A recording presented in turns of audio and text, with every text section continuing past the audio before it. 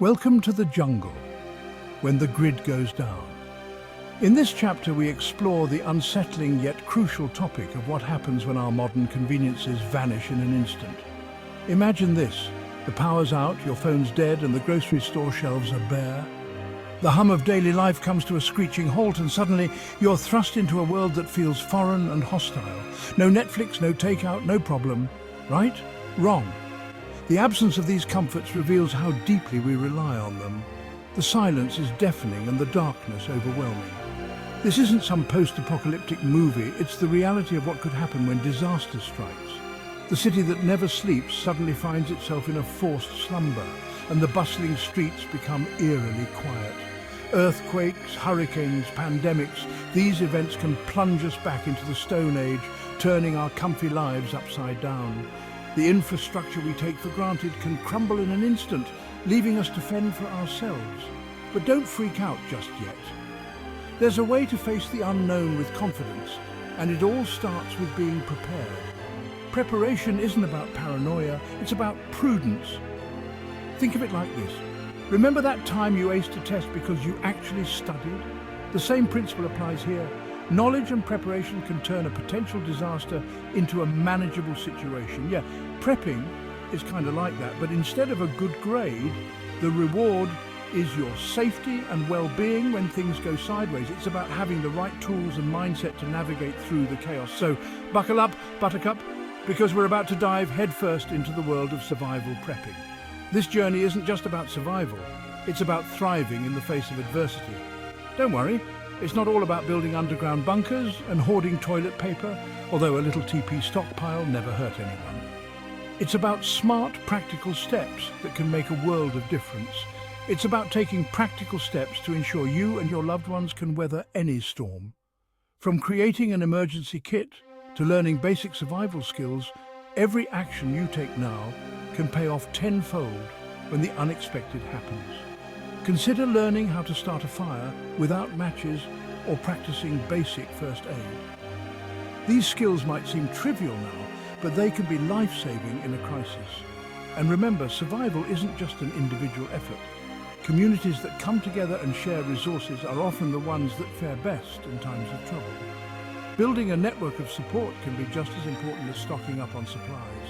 So take the time to educate yourself and your family.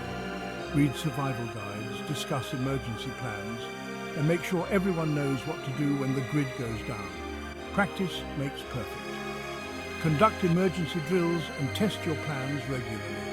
The more familiar you are with your emergency procedures, the more confident you'll be when you need to act. In the end, being prepared isn't about living in fear. It's about living with peace of mind. Knowing that you have a plan and the skills to execute it can turn a potential disaster into just another challenge to overcome. So let's embrace the journey of preparedness together. Because when the grid goes down, it's not the end of the world, it's the beginning of a new chapter where we prove our resilience and adaptability. Prepping your peace of mind insurance policy. Let's be real, nobody likes thinking about worst-case scenarios. It's uncomfortable. And it can be downright scary to think about all the things that could go wrong in our lives. From natural disasters to unexpected accidents, the list of potential crises is long and daunting. But here's the thing, ignoring the possibility of disaster doesn't make it go away. In fact, it can make things worse when something does happen, because you're caught completely unprepared.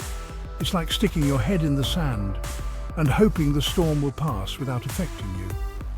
It's like pretending that flat tire won't happen just because you have roadside assistance. Sure, you might have help on the way, but wouldn't it be better to have a spare tire and know how to change it yourself? That way, you're not entirely dependent on someone else to rescue you. Prepping isn't about living in fear. It's about taking control and empowering yourself with the knowledge and resources to handle whatever life throws your way. It's about being proactive rather than reactive. When you prepare, you're not just ready for the worst, you're also more confident in your ability to handle everyday challenges. Think of it as an insurance policy for your peace of mind. Just like you wouldn't drive without car insurance or live in a house without homeowners insurance, Prepping is a way to ensure that you and your loved ones are protected in case of an emergency. Just like having car insurance gives you peace of mind on the road, being prepared for emergencies can help you sleep better at night, knowing you're not caught off guard. It's a comforting thought to know that you've taken steps to safeguard your well-being and that of your family. Plus, let's be honest, there's a certain badassery that comes with knowing how to survive without relying on the grid. Whether it's learning how to start a fire, purify water, or use alternative energy sources, these skills can be incredibly empowering and even fun to learn. So how do you start prepping? It might seem overwhelming at first, but it doesn't have to be.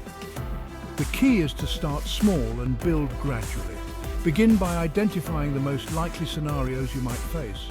Whether it's a power outage, a natural disaster, or a financial crisis, it's easier than you think. Start with the basics: food, water and medical supplies. Make sure you have enough non-perishable food and clean water to last at least a few days. A well-stocked first aid kit is also essential. It's all about taking small, manageable steps, gradually building up your supplies and knowledge over time. You don't need to do everything at once.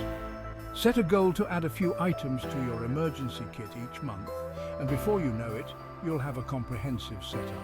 No need to go full-on doomsday prepper, unless that's your thing, no judgment here. The goal is to be prepared, not paranoid. By taking these steps, you're investing in your peace of mind and ensuring that you're ready for whatever comes your way. So start today and take control of your future.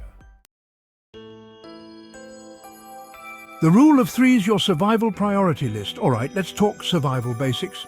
There's a handy little guideline called the Rule of Threes that every prepper worth their salt lives by. It's a simple way to prioritize your survival needs, and it goes a little something like this. You can survive 3 minutes without air. This one's a no-brainer, folks. Breathe deep and appreciate that sweet, sweet oxygen. You can survive 3 hours without shelter in extreme conditions. Think scorching heat, freezing cold, or torrential downpours. You can survive 3 days without water. Yep, you read that right. Water is your BFF in a survival situation. You can survive 3 weeks without food. Your stomach might disagree, but your body can surprisingly handle going without grub for a while. See? Not so complicated, right? This rule helps you prioritize what you need to focus on first in a crisis. Shelter, water, and food are your holy trinity of survival. Remember those, and you'll be off to a really good start. Section 4. Water, the elixir of life. Even when the world's gone mad. Remember that whole 3 days without water thing?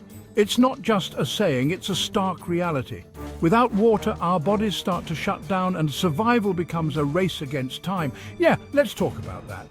Water is more than just a thirst quencher, it's the essence of life itself.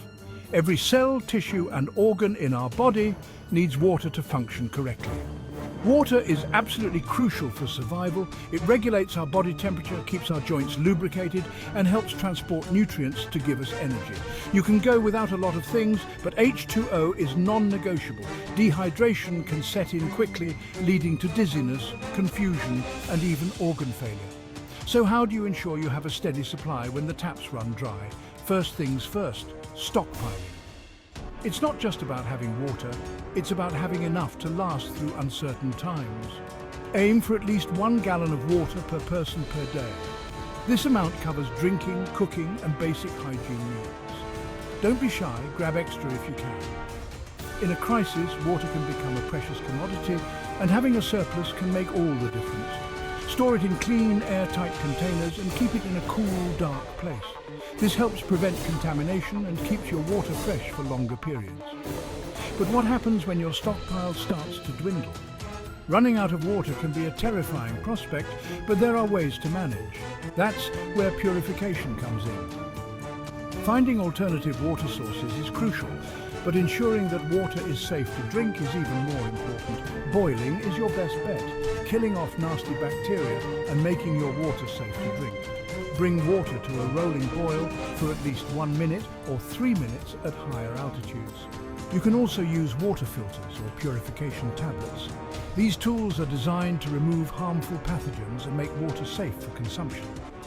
but make sure you choose ones that are specifically designed for survival situations. Not all filters and tablets are created equal, so do your research and invest in quality products. Remember, even seemingly clear water sources can harbour invisible dangers. Bacteria, viruses and parasites can lurk in the most pristine-looking streams and rivers. So always purify any water you find in the wild. Whether you're using a filter, tablets or boiling, taking this step can prevent serious illness. Trust us, your gut will thank you later. Staying hydrated and healthy is key to surviving and thriving, even when the world seems to be falling apart. So, make water a priority, and you'll be better prepared for whatever comes your way. Section 5, Food Stockpiling Grub for the Long Haul. Okay, let's talk about everyone's favorite subject, food. While you can survive for a few weeks without eating, let's be real, nobody wants to be hangry in a disaster. Stocking up on non-perishable food items is essential for riding out those uncertain times. Think canned goods, rice, beans, pasta, oats, peanut butter, protein bars, basically anything that can last a long time without refrigeration. And don't forget about flavor. Spices, hot sauce and other condiments can make all the difference when you're surviving on bland rations. Consider learning some basic food preservation techniques like canning, pickling or dehydrating. These methods can help you extend the shelf life of your food and add some variety to your post-disaster menu.